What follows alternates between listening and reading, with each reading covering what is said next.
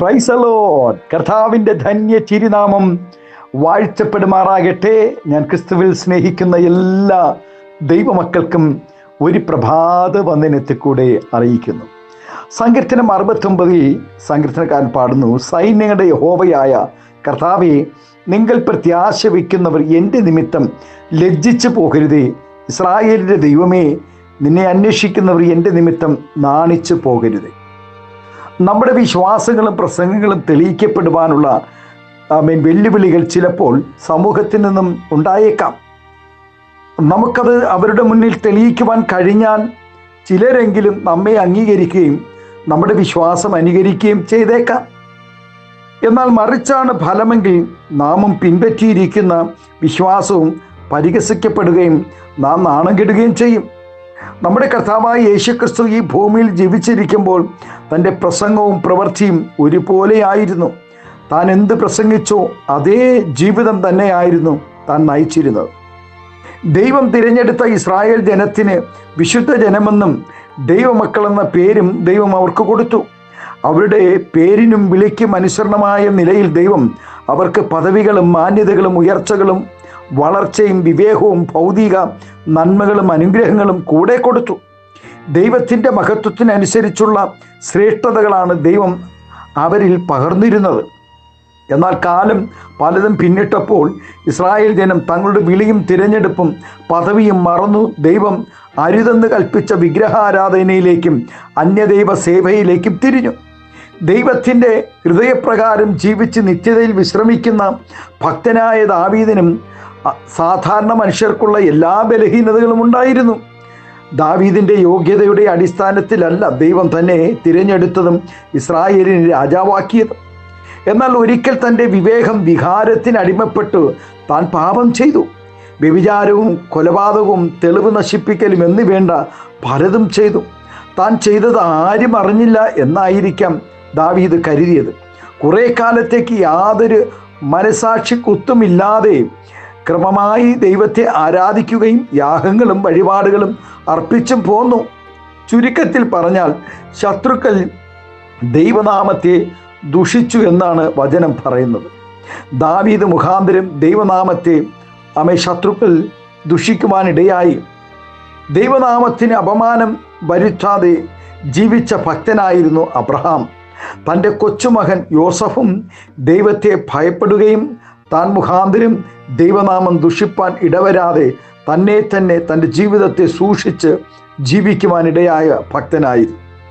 Naomi ഒരു നല്ല മാതൃകാ ജീവിതം നയിച്ചിരുന്നു. അതുതന്നെയാണ് രൂത്ത് അമ്മാവി അമ്മയുടെ ദൈവത്തെ പിൻപറ്റുവാനിടയായത്.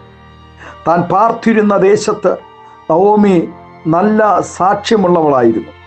പ്രിയ ദൈവവേദിലെ നമ്മുടെ ആരാധനകളും പ്രാർത്ഥനകളും എല്ലാം തന്നെ നമ്മുടെ ജീവിതത്തിൽ ഒരു മാതൃകയുള്ള അനുഭവങ്ങളായി തീരണം.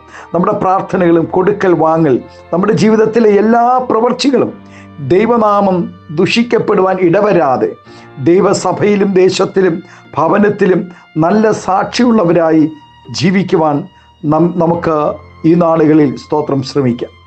നമ്മുടെ പ്രവൃത്തി മുഖാന്തരം ദൈവനാമം ദുഷിപ്പാൻ ഇടവരരുത്.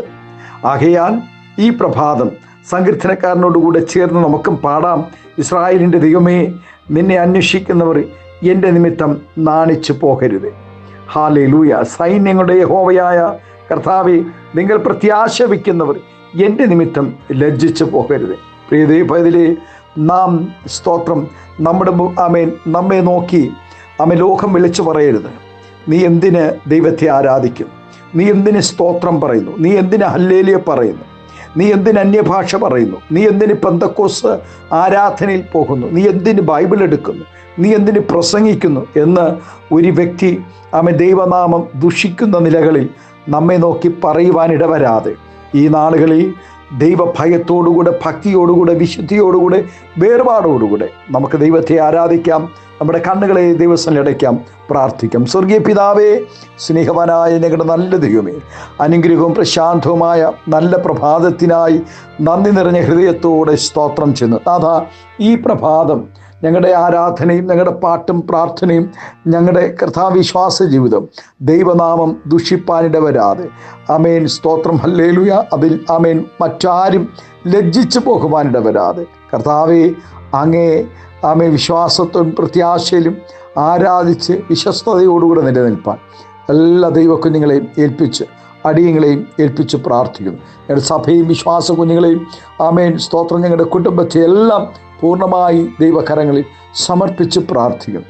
ഈ പ്രഭാതം എല്ലാവരെയും അനുഗ്രഹിക്കണമെന്ന് പ്രാർത്ഥിക്കുന്നു. ഏകാന്തതയുടെ അനുഭവങ്ങളിലും മാനസികമായ നിരാശകളിലും വാർദ്ധക്യ ബലഹീനതകളിലും കർത്താവെ ആയിരിക്കുന്ന പ്രിയപ്പെട്ടവരുണ്ട്. ബാധ്യതകളുടെ നടുവിൽ പകച്ചു നിൽക്കുന്നവരുണ്ട് കർത്താവെ. ആമേൻ. ഈ ദിവസങ്ങളിൽ ശക്തമായ ഒരു മറുപടി കർത്താവെ അങ്ങ് എൻ്റെ ജനത്തിന് നൽകി ആദരിക്കണമെന്ന് പ്രാർത്ഥിക്കുന്നു.